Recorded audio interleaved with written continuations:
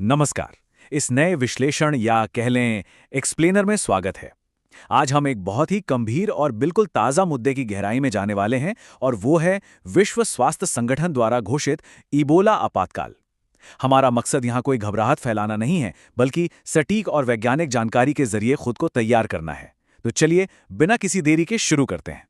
चीजों को बिल्कुल साफ और सरल रखने के लिए हम इसे 5 छोटे-छोटे हिस्सों में समझेंगे।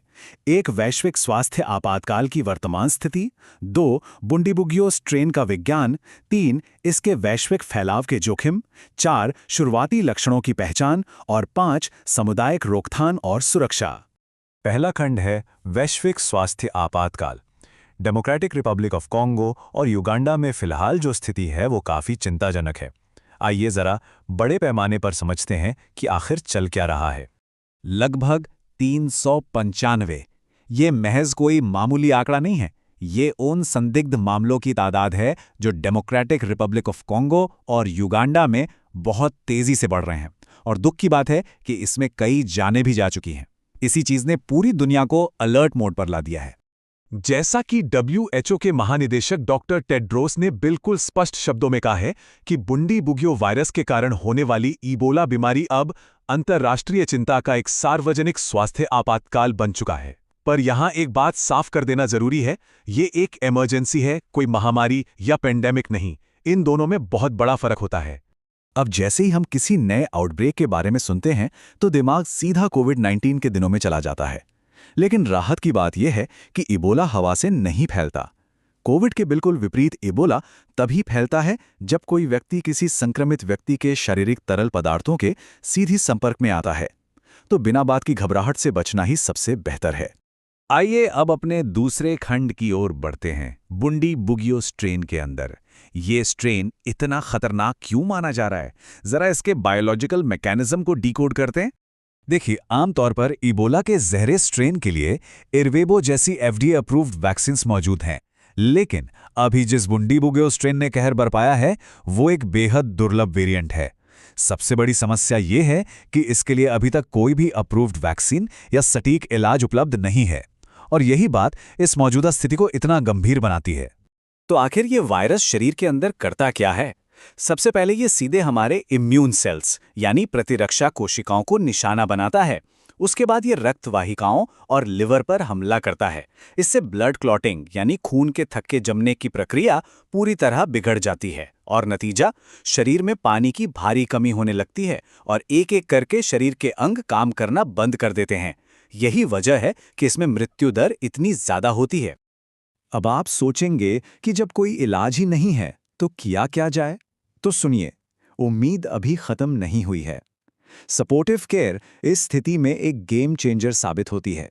समय पर रिहाइड्रेशन थेरेपी देना, ऑक्सीजन सपोर्ट, बुखार कम करने वाली दवाइयाँ और अगर मलेरिया जैसा कोई और इन्फेक्शन हो तो उसका तुरंत इलाज करना।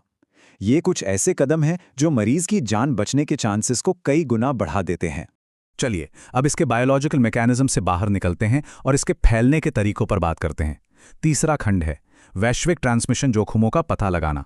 इस पूरी स्थिति में सबसे बड़ा और जायज सवाल यही है, क्या ये दुनिया भर में फैल सकता है? आज की इस हाइपर कनेक्टेड दुनिया में क्या ये वायरस अफ्रीका की सीमाएं पार कर सकता है? ये एक ऐसा सवाल है जिसका हमें बहुत ही प्रैक्टिकल नजरिए से विश्लेषण करना होगा। अगर थोड़ा पीछे मुड़कर देखें तो 1976 में इबोला नदी के पास इसे पहली बार खोजा गया था। फिर 2014 की उस खौफनाक पश्चिम अफ्रीकी महामारी को भला कौन भूल सकता है, जिसमें 11,000 से ज्यादा जानें चली गईं। आज जब हम इस नए आउटब्रेक का सामना कर रहे हैं तो पुरानी घटनाएं हमें ये चेतावनी देती हैं कि अगर हमने ग्लोबल इमरजेंसी प्रोटोकॉल्स का सख्ती से पालन नहीं किया तो नतीजे कितने विनाशकारी हो सकते हैं। इसका ट्रांसमिशन मैप बड़ा ही दिलचस्प और डराने वाला है। ये सफर शुरू होता है घने जंगलों में चमगादड़ों और बंदरों से। वहां से ये दूर दराज के गांवों में पहुंचता है जहां PPE किट्स की कमी होती है। लेकिन असली खतरा तब शुरू होता है जब ये वायरस कंपाला जैसे भीड़ भाड़ वाले शहरी उड़ान केंद्रों तक पहुंच जाता है। यहीं से इंटरनेशनल फ्लाइट्स के जरिए इसकी ग्लोबल ट्रांसमिशन का रिस्क बढ़ता है। और यही वो पॉइंट है जहां से ग्लोबल इकोनॉमी और व्यापार पर भी बुरा असर पड़ने का खतरा मंडराने लगता है। वायरस को रोकने के लिए सबसे जरूरी है उसकी सही समय पर पहचान।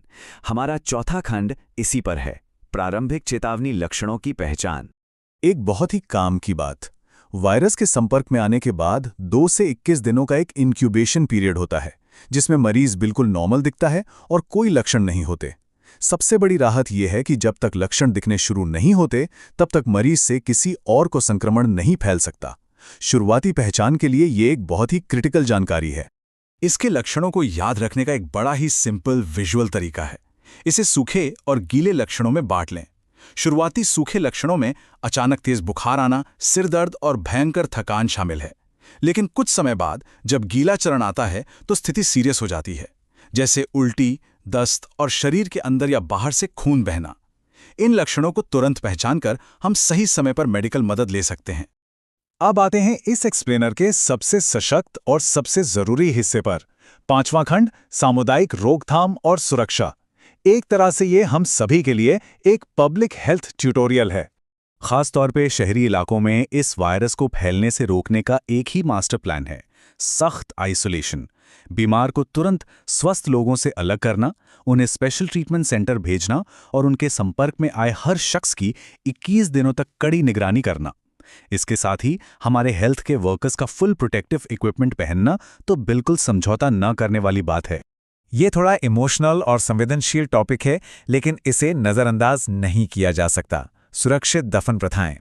इतिहास गवाह है कि कई बार अंतिम संस्कार इस वायरस के लिए सुपर स्प्रेडर बन गए हैं। इसलिए मृतक के शरीर को छूने से बचना, शव को नहलाने जैसी पुरानी परंपराओं को फिलहाल के लिए रोकना और प्रशिक्षित टीमों से ही सुरक्षित निपटान करवाना इस चेन को तोड़ने के लिए बेहद जरूरी है। बड़ी बातें तो हो गई, लेकिन लोकल लेवल पे शुरुआत होती है हमारे अपने घर से। नियमित रूप से साबुन पानी से हाथ धोना, कच्चे जंगली मांस से बचना, किसी भी दूषित कपड़े या बिस्तर को ना छूना और जंगली जानवरों से उचित दूरी बनाए रखना। ये बहुत ही आम और छोटी आदतें लगती हैं, लेकिन सच मानिए कम्युनिटी में इस वायरस को ब्लॉक करने के लिए ये बहुत बड़े हथियार हैं। तो इस पूरे विश्लेषण के अंत में एक बहुत ही गहरा सवाल जहन में आता है। आज के इस दौर में जहां उड़ानों के जरिए दुनिया का हर कोना एक दूसरे से जुड़ा है, क्या हमारे स्थानीय समुदाय सच में इतने जागरूक हैं कि वो संक्रमण को पहले ही कदम पर रोक सकें? तैयारी सिर्फ बड़े अस्पतालों में नहीं होती, इसकी शुरुआत हमारी रोजमर्रा की आदतों और हमारी सही जानकारी से होती है। सुरक्षित रहिए, जागरूक रहिए और इस एक्सप्लेनर से जुड़ने के लिए बहुत बहुत शुक्रिया।